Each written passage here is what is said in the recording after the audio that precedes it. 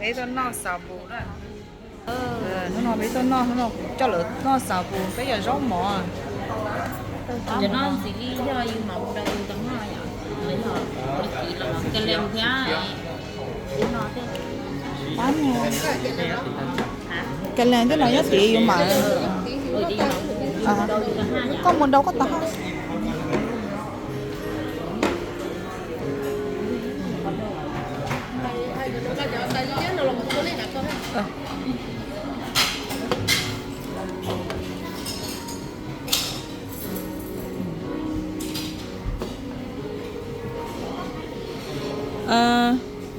bố cuộc sai ưa tôi thổi họ tôi chỉ chơi hả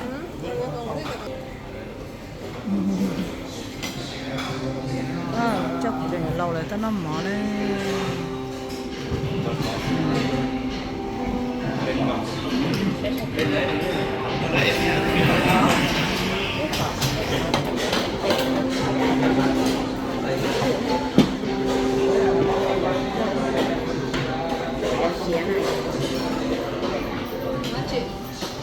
mua sấy mà hả bay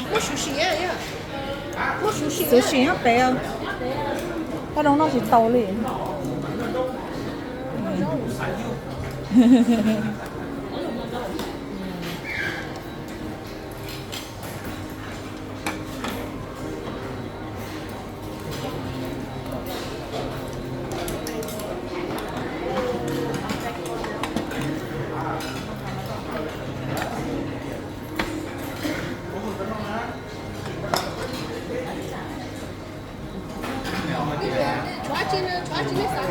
nên chia thì nó nên bỏ cho nên sắn nó thì nên hài á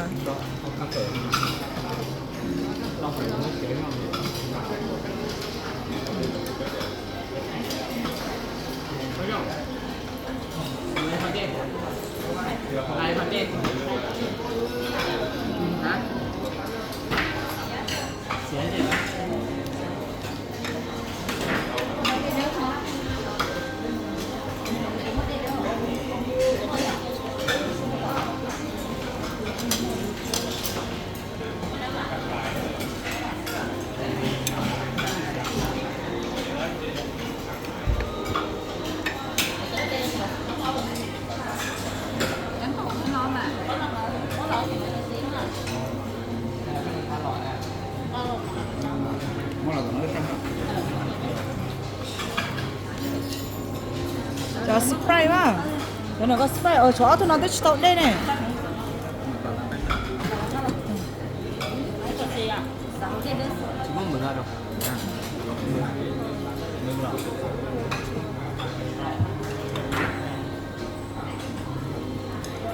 nga đâu đâu nhá hết đâu có còn rồi hết đồng rồi sẽ lớn đấy họ chi không sẽ đồng họ chi có không đồng sẽ có họ chi có hay có rong mông ga luôn để chỉ mua cho anh chị nói câu ấy là chạy nó muốn gì thay ô tôi hiểu cô mất cho nó đỡ hơn đây cho nó anh chị ô hả lỡ à gắt luôn mỗi cái nó nên non đây của nhện nó cho nó sắp lỡ cho nó nè đây giờ này là ship bao này giờ rau nó cái bên này là rau chỉ trong nó đây cái gì sai hả tôi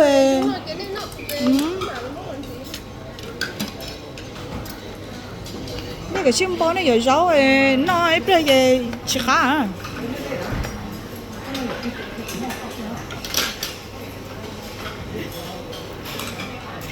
của khai mà bắt chính này này giờ chỉ tao khoảng bán non thôi đấy giờ nè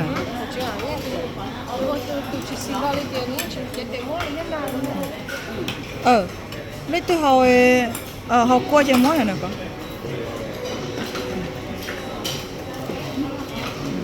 món này giờ đây giá lo phải nói hết anh chị xin chúa rồi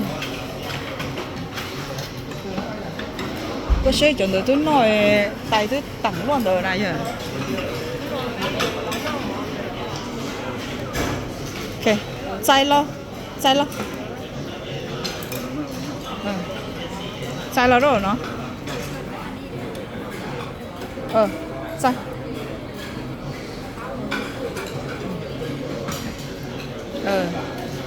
Ok, thế nào trâu này lú rồi. Trâu giống cái vấn đề nữa. Vậy họ y chó sổ. Lúc nào rồi.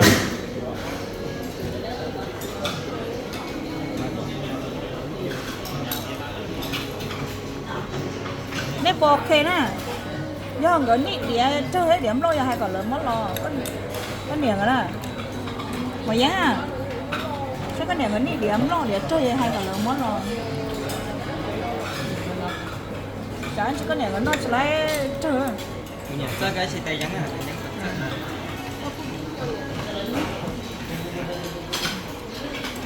No đó. Nên luôn bao hàng á, cái chim món họ tôi không no vậy cái chim món no. Mỗi chả nó đầu qua.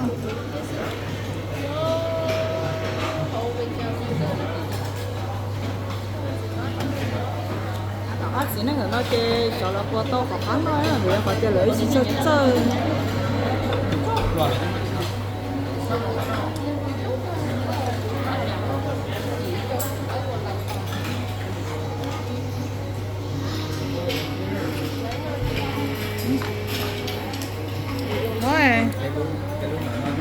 Cho bé lúc đó nè, của tao nó cho cũng no sao, của sao no hết, của tao nó cho, mới cho nó cho đây.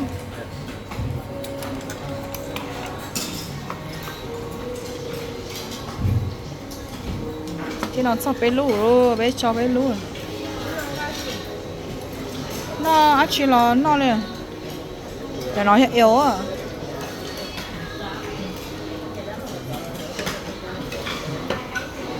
Ôi chân này tổn đâu một cái này nó có ta cho mà này bán này à, bán này cho bố tủ hay chín rồi đấy.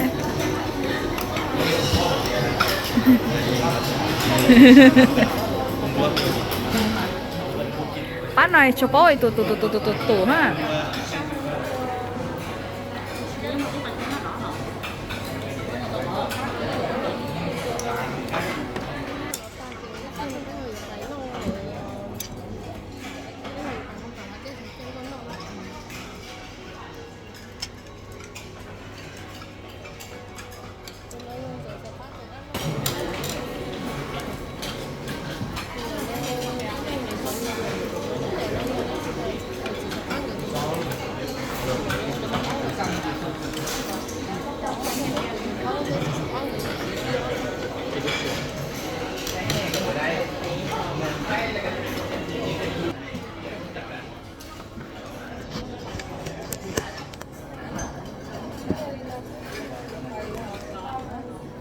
Chia thì là dần là sẽ nắp trâu đó cả.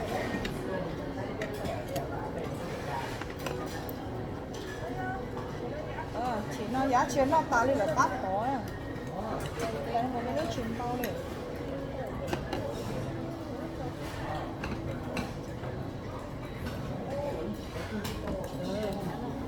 Cái nó vỡ à?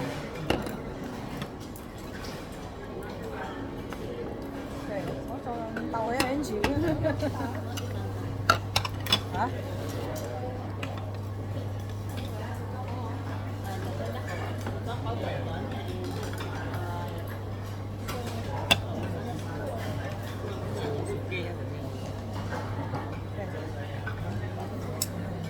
Ôi, nó cũng mặt đĩa nó mà giờ.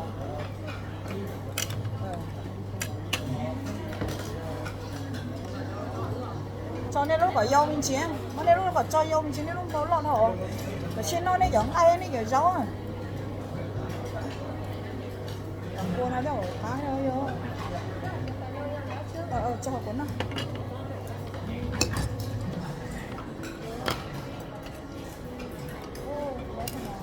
bán chỗ nào mà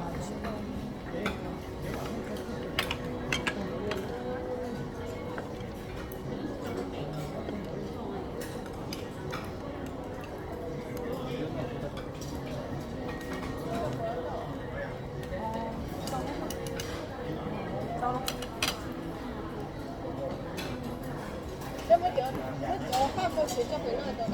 Đó. Bó này.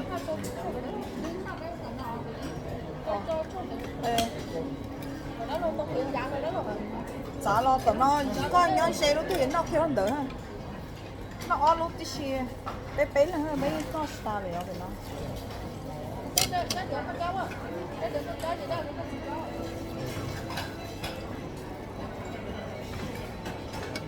Ồ, sáng nó ok rồi.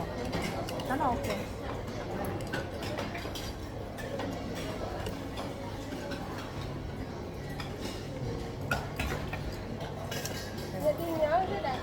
Thôi. Có ai muốn rồi nhờ cho lên xin cao với là nó. Nó muốn cho về nè. Để xin mà muốn nó nè waitress nữa nè. Có cho hai cái nó muốn số tao nó biết sẽ đâu quay đàn ha. Của cái bao thể. Bé mua bị chơi bé mua cái gì là nó off lâu trâu gì. Có lâu có trâu bé mua cái gì có trâu lên. Hả? Máy lò. Hả máy là bé nó. Bé thì bé nó mỏ nè. Có trâu lên. Có hai cái nó mua tao nó bé có trâu lên. Chỉ nên đó là mua cho tao là có mặt thể sự.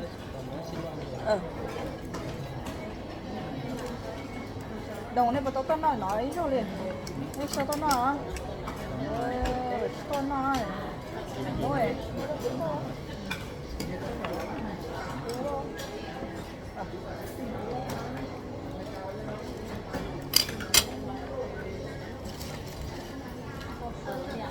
Cho cái xíu này. Đừng nhớ để coi chị đó nữa. Chị đó nên là có tao kể có sẽ có đó đĩa có lắm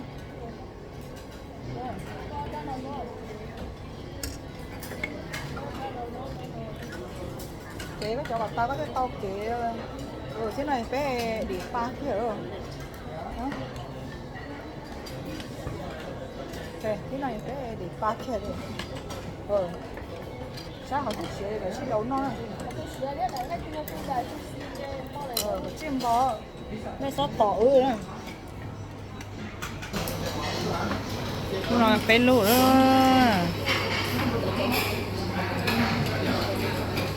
dành cho nó sẽ thích sầu cầu trả lời cho tôi nó hàng chắc bé hay bé đi bé hàng nó nên nó chở hàng chắc bé ha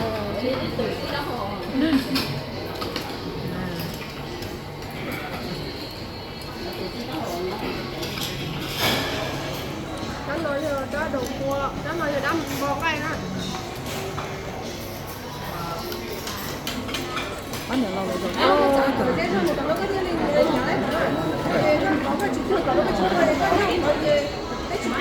Đâu? Đâu, nó phải kèm á. Kèm. Dễ. Tay con ngọt đây. Coi chân.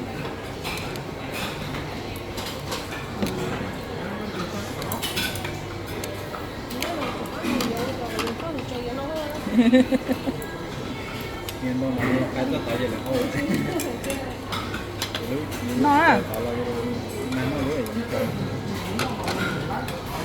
Nó xe đầu no nè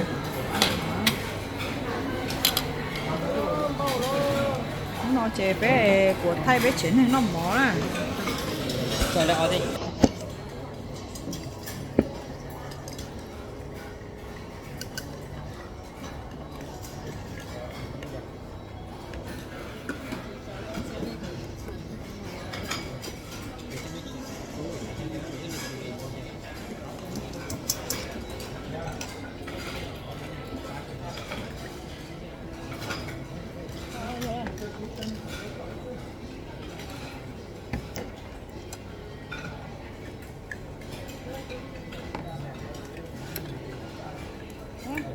nó nhẹ nó tươi cái chi đầu nó à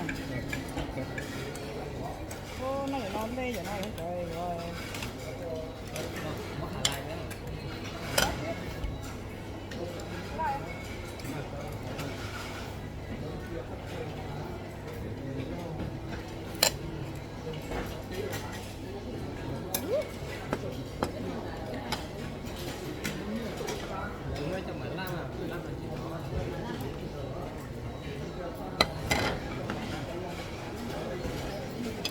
어때요?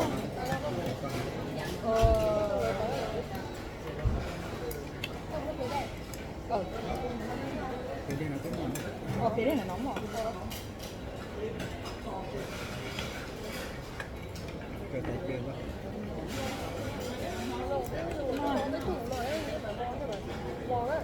không để hạt to lên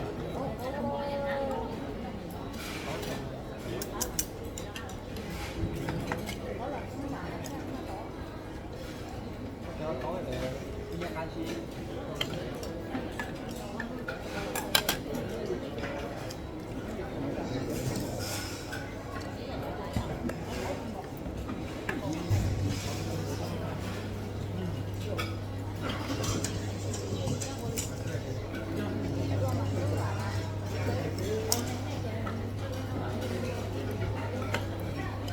Thôi, có trong cái kho có chín nói kìa.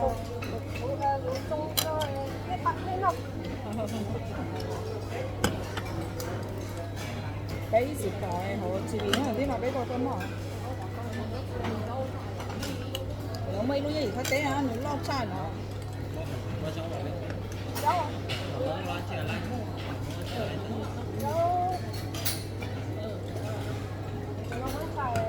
Nó mới cho rồi.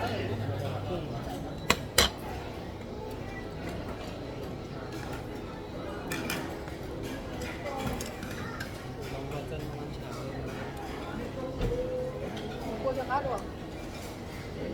Nó phải nó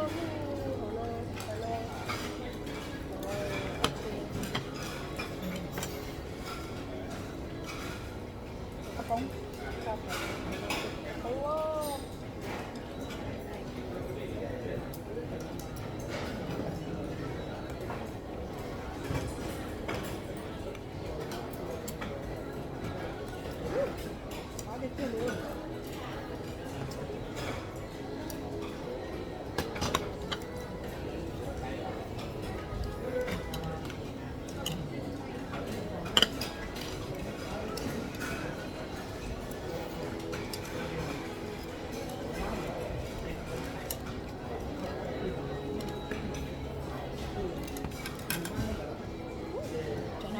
Sẽ nó cho bánh đủ rồi.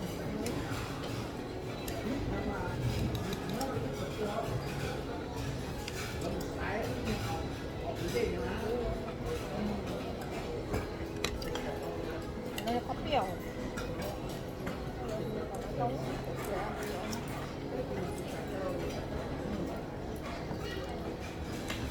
Được bánh ninh ngay à, đây bánh ninh ngay à.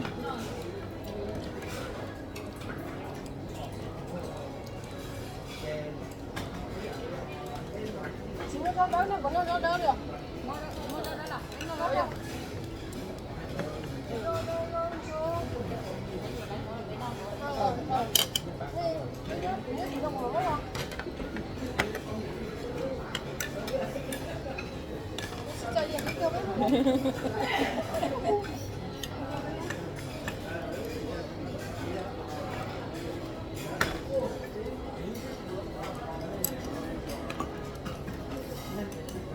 Tối nào không có để hủy đâu.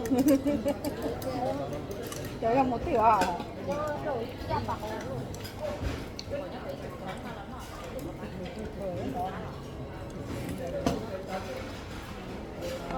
Chim bó ở trong đó hả? Cái con bó kia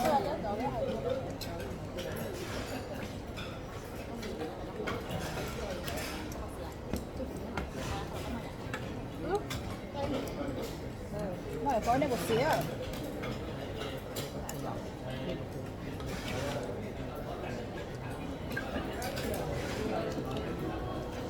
Việc bé không chín một rồi lắm đó.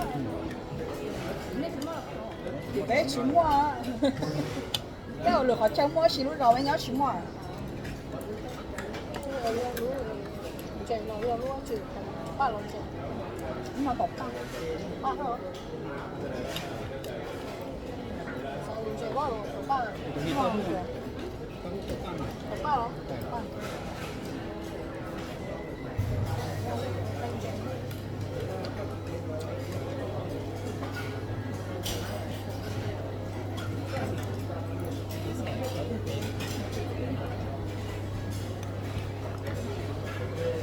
동네 뭐라 그럴까? 다 주고요. 근데 그 그냥 나 때 뭔가 내가 뭐 다 쓰시는 그거는 이제 그거 내가 봐요.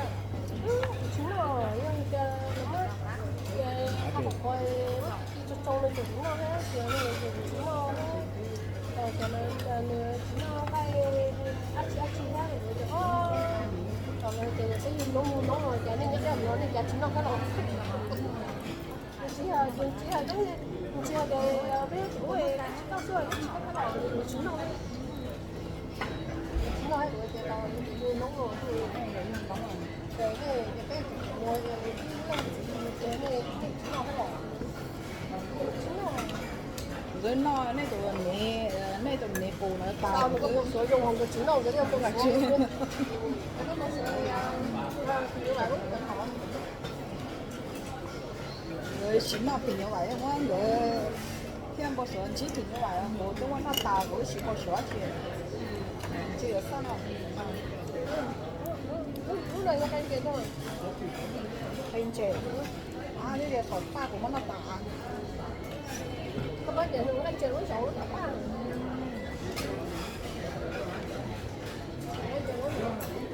chính là cái này sẽ bị ngay dọn cái chi rồi ạ.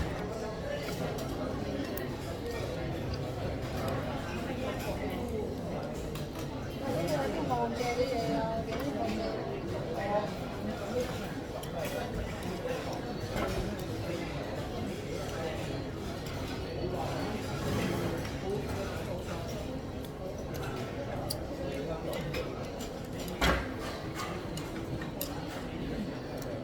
Chỉ là cái gì? Cá chín à?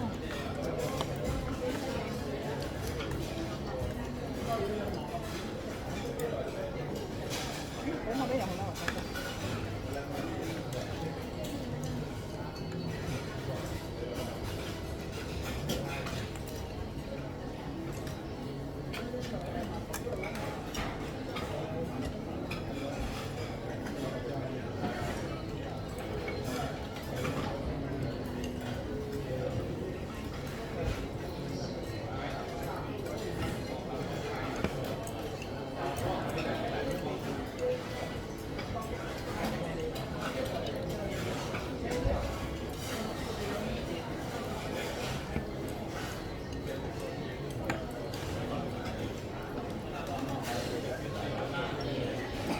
Trời ở tuổi này cũng phải từ bộ nó mua nữa rồi chỉ nhóm nó đến nó đó rồi nó chỉ đó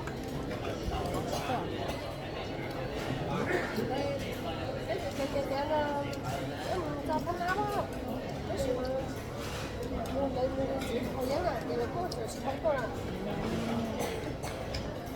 mình cái nói thì không mình nhà mình để dùng mình nó thì nó lớn cái mỏ chạy cái sự này thì để dùng mình không ra đúng không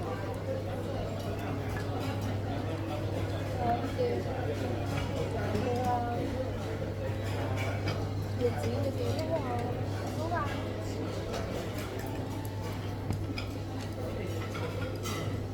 nó kia là con trẻ ha cái nó trong nó chỉ đầu kéo hả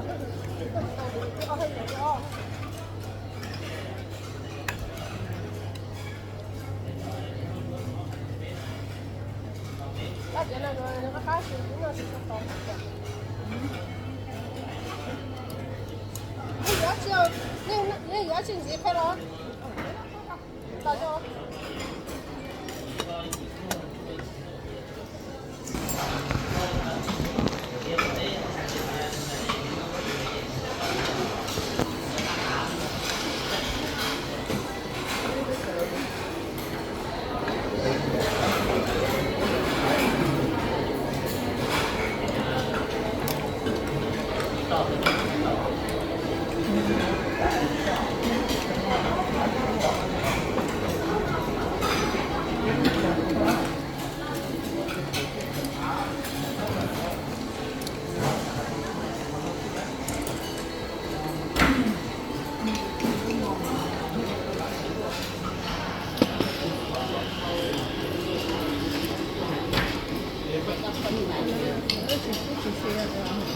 kimchi xí mà rau chi rau rau có cô lìa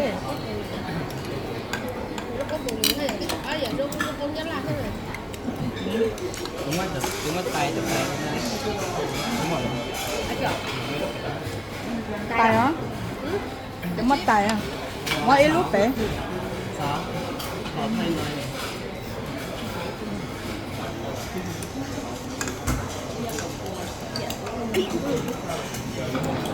cái mũi trái đĩa nó lâu rồi con này nó trái đĩa lâu rồi nếu nick tay ha đấy được con nó có thể đầu qua đã có thể đã đầu con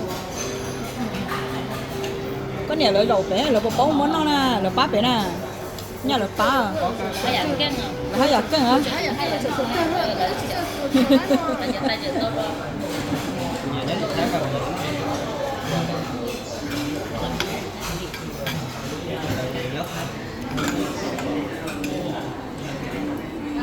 chụp cân cẩn là nó cân cái đó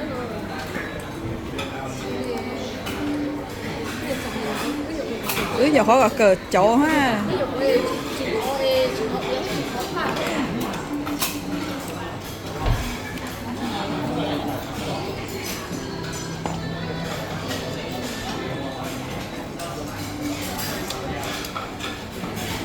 เราจะไปผลหน่อ